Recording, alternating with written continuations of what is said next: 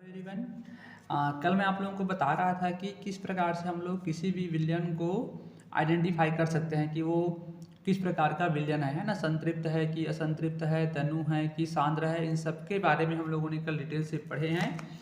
आज हम लोग बात करेंगे किसी भी विलयन की सांद्रता को व्यक्त करने की विधियाँ, है ना।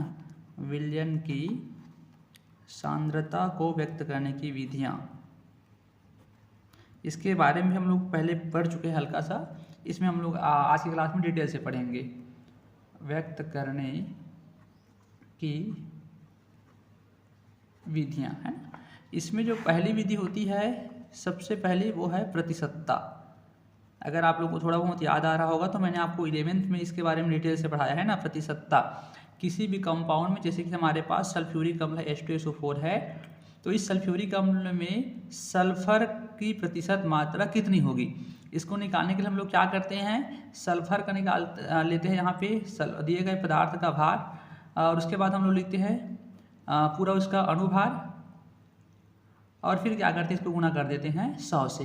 तो इससे हमको पता चल जाता है कि किसी भी यौगिक में किसी तत्व की प्रतिशत मात्रा कितनी है ना।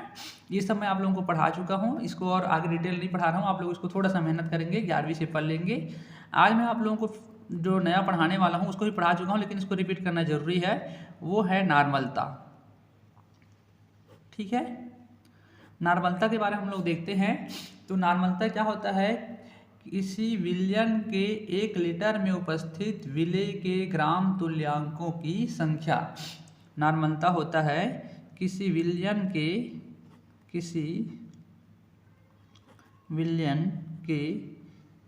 1 लीटर में उपस्थित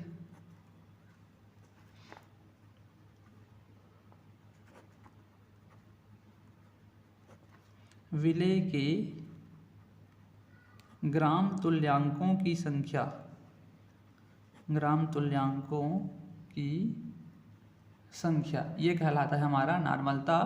और इसको हम लोग कैपिटल N से प्रदर्शित करते हैं, है ना। इसको आप लोग नोट्स में बना लेंगे भी, कॉपी में। इसको हम लोग कैपिटल N से प्रदर्शित करते हैं, जहाँ पे नॉर्मलता बराबर होता है।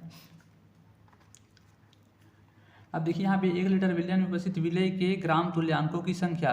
तो विलेय के ग्राम तुल्यांकों की संख्या, विलेय के ग्राम तुल्यांकों की संख्या बटा लिखेंगे हम लोग विलयन का आयतन, विलयन का आयतन।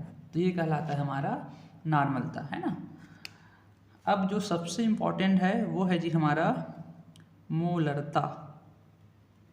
इसके बारे में भी आप लोग परिचित होंगे। मोलरता क्या होता है ना। तो मोलरता होता है, इसको हम लोग सबसे पहले दर्शाते हैं कैपिटल M से। और ये मोलरता क्या होता है, 1 लीटर विलयन में उपस्थित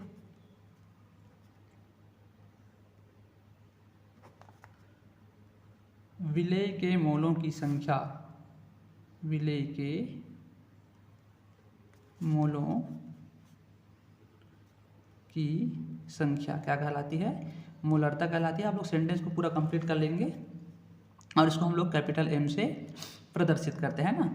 अगर हम लोग बात करें इसके सूत्र की, तो मोलरता M बराबर होता है विलेय के मोलों की संख्या, विलेय के मोलों की संख्या बटे विलयन का आयतन, विलयन का आयतन। और ये लेना रहता है हमको लीटर में। ठीक है, अब यहाँ से जो कंडीशन है वो शुरू होता है। जैसे कि आपको मान लो कि एग्जाम्पल दिया है ना, कि एग्जाम्पल हमारे पास 12 ग्राम सोडियम हाइड्रोक्साइड 250 मिलीलीटर जल में घोला गया है। तो विलयन की मोलरता क्या होगी, विलयन की मोलरता ज्ञात करना है। अब याद करने के लिए हम लोग कैसे करेंगे, हम लोग सबसे पहले फार्मूला को देखते हैं। इसमें बोला गया है विलय के मोलों की संख्या, है ना, बटे विलयन का आयतन। तो सबसे पहले निकालना होगा हमको विलय के मोलों की संख्या। तो हम लोग क्या करेंगे, यहाँ पे निकालेंगे विलय के मोलों की संख्या, विलय के मोलों की संख्या, और इसको हम लोग दर्शाते हैं मोल को n से। ठीक है, अब बताइए कि इसमें विलय कौन होगा और विलायक कौन होगा। तो कल मैं आप लोगों को बताया था कि विलयन दो चीज़ों से मिलकर बनता है, एक होता है विलय और दूसरा होता है विलायक। विलय हमेशा किसी भी विलयन में कम मात्रा में पाया जाता है और विलायक हमेशा अधिक मात्रा में पाया जाता है। तो यहाँ पर विलय होगा हमारा सोडियम हाइड्रोक्साइड और विलायक हो जाएगा जल। ठीक है, अब विलय के मोलों की संख्या, तो विलय की मोलों की संख्या निकालने का भी फार्मूला होता है और इस फार्मूला को हम लोग यहाँ पे लिखते हैं। इसका ये मान होता है विलय का भार, विलय का भार। जब आप प्रैक्टिकल करेंगे 12वीं केमिस्ट्री का तो उसमें पूरा यूज होगा ना इसको, इसलिए इसको ध्यान से पढ़ेंगे। विलय का भार बटे उसका अनुभार। चलिए फटाफट निकालते हैं इसको हम लोग। तो n बराबर क्या हो जाएगा, विलय का भार। देखिए यहाँ पर हमारा सोडियम हाइड्रोक्साइड है, इसका भार कितना है 12 ग्राम। तो हम लोग लिखेंगे यहाँ पे 12, है ना। विलय का भार कितना ले लिया हम लोगों ने 12। अब इसका निकालते हैं अनुभार। तो आप लोगों को मॉलिक्यूलर मास निकालना आता होगा। जैसे हमारे पास यहाँ है सोडियम, तो सोडियम का कितना होता है, यहाँ पे रफ काम कर रहा हूँ मैं। सोडियम का हम लोग लेते हैं 23। फिर क्या है अपने पास, यहाँ पे ऑक्सीजन है, तो ऑक्सीजन का होता है 16 और एक है अपने पास हाइड्रोजन, है ना। तो 6 4 10 का 0, यहाँ से 1 और 2 1 3 और कितना हो जाएगा ये 4। तो यहाँ पर हमारा जो सोडियम हाइड्रोक्साइड अर्थात विलय का जो अनुभार है वो हमको मिल रहा है यहाँ पे 40। ठीक है, अब हम लोग क्या करेंगे, इसको रख देंगे इस वाले फार्मूले में। तो हमको यहाँ पर m बराबर मिल जाएगा। अच्छा, विलयन का आयतन कितना दिया है 250 मिलीलीटर, है ना। चलिए देखते हैं। तो ये हो जाएगा हमारा m बराबर विलय के मोलों की संख्या। मोलों की संख्या का मान निकला है 12/40। तो मैं सीधा लिख देता हूँ यहाँ पे 12/40, है ना। और उसके बाद देखते हैं नीचे क्या है, फिर इसके पास विलयन का आयतन। तो बताइए यहाँ पे विलयन का आयतन कितना दिया गया है 250। तो गुणा लिखूंगा मैं 250। लेकिन यहाँ पर ट्विस्ट ये आ जाता है कि 250 जो है जी वो मिलीलीटर में है ना। इस मिलीलीटर को हमको मिलीलीटर में है और हमारा परिभाषा क्या बोल रहा है 1 लीटर। किसमें बोला जा रहा है जी 1 लीटर, है ना। तो हम लोग इसको क्या करेंगे, इस 1 लीटर को हम लोग चेंज करेंगे मिलीलीटर में। तो हम लोग इसको ऊपर में कर देंगे 1000 का गुणा। 1000 का गुणा करने से क्या होगा, इस जीरो से ये जीरो कट गया, 25 एकम 25, 25 चौक 100, है ना। 4 एकम 4, 4 दहम 40। तो हमको यहाँ पर कितना मिल गया है आंसर, हमको यहाँ पर m का जो मान मिला है वो मिला है 12/10। तो इसका आंसर क्या हो जाएगा 1.2 मोल। तो 12 ग्राम अगर हम लोग सोडियम हाइड्रोक्साइड को 250 मिलीलीटर जल में घोल देते हैं तो इसका जो मोलरता है वो आता है 1.2 मोल पर लीटर। ठीक है, इतना आपको करना है। ऐसे टाइप से और बहुत सारे क्वेश्चन बनेंगे जिसका आपको ध्यान रखना है। ठीक है, यहाँ पे लिख दिया हूँ, शायद नहीं लिख रहा होगा। चलिए अगला टॉपिक है हमारा तीसरा, और ये है हमारा तीसरा टॉपिक मोललता।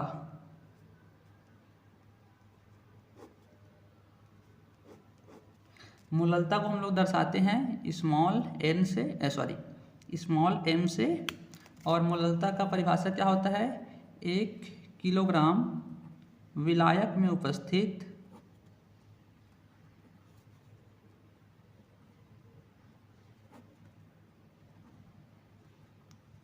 विलय के मोलों की संख्या।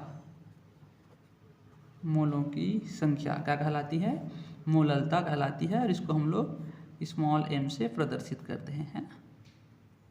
मोललता को हम लोग स्मॉल m से प्रदर्शित करते हैं। इसका जो सूत्र होता है वो होता है स्मॉल m = विलय का भार। इसको हम लोग ग्राम में लेते हैं और नीचे लिखते हैं हम लोग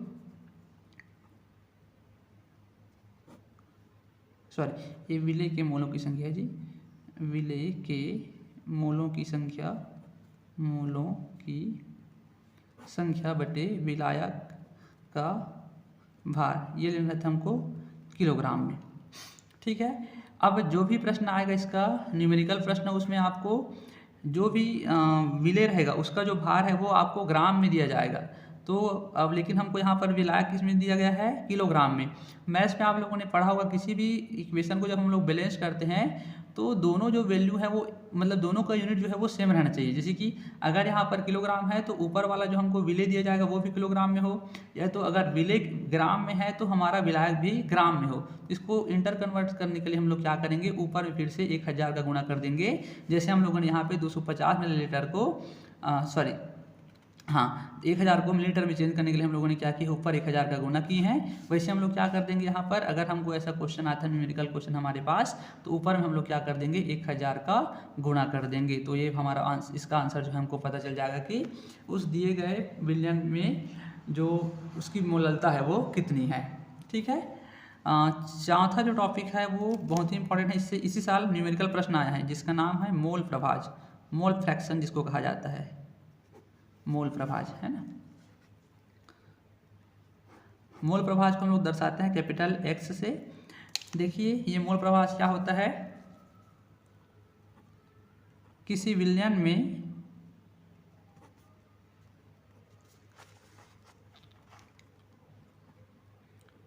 किसी घटक के मोलों की संख्या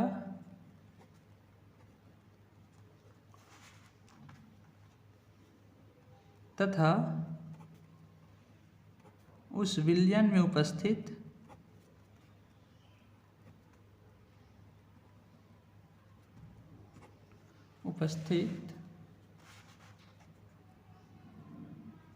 कुल मोलों की संख्या, कुल मोलों की संख्या का अनुपात मोल प्रभाज कहलाता है।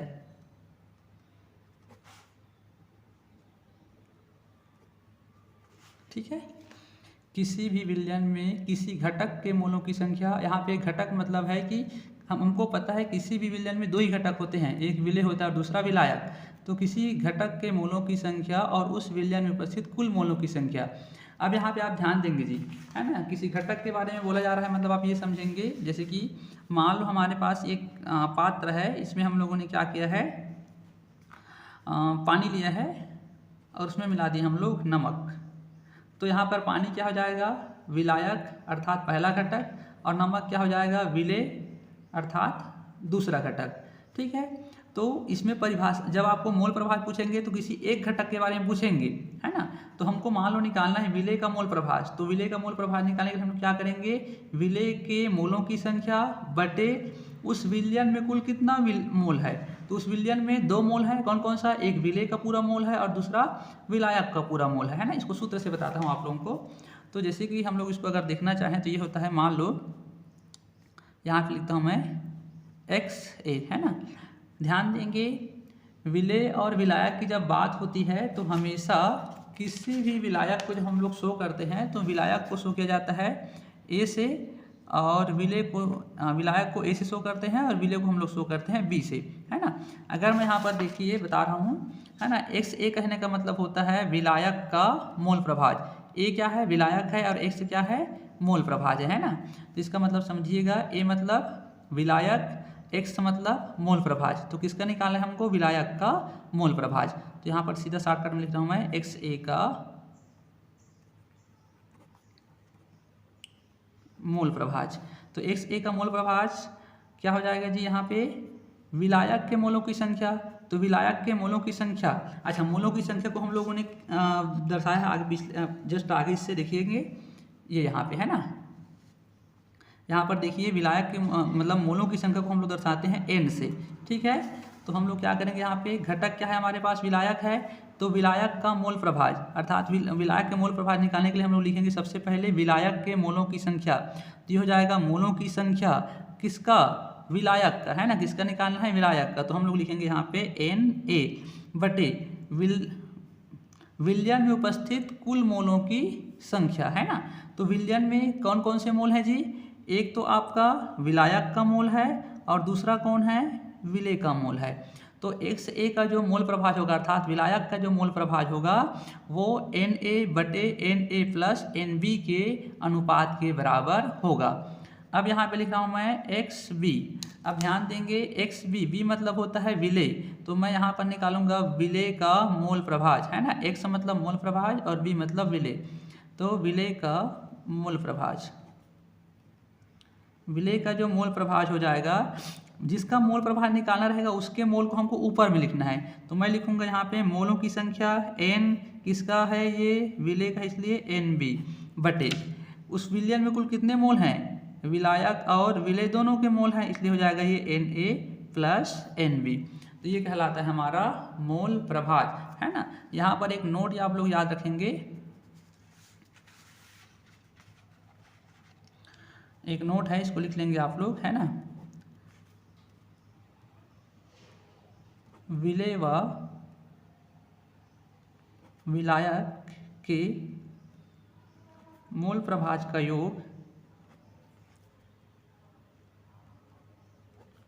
हमेशा एक होता है, हमेशा एक होता है। जैसे कि अगर मैं करना चाहूँ यहाँ पे, विलायक का मूल प्रभाज क्या था जी, विलायक का मूल प्रभाज था एक्स ए प्लस विलेय का मूल प्रभाज क्या निकाला अभी, एक्स बी, तो इनका योग कितना होता है, 1 के बराबर होता है। अब यदि मैं क्या कर देता हूँ, चलो इसको मान लेता हूँ समीकरण 1, है ना।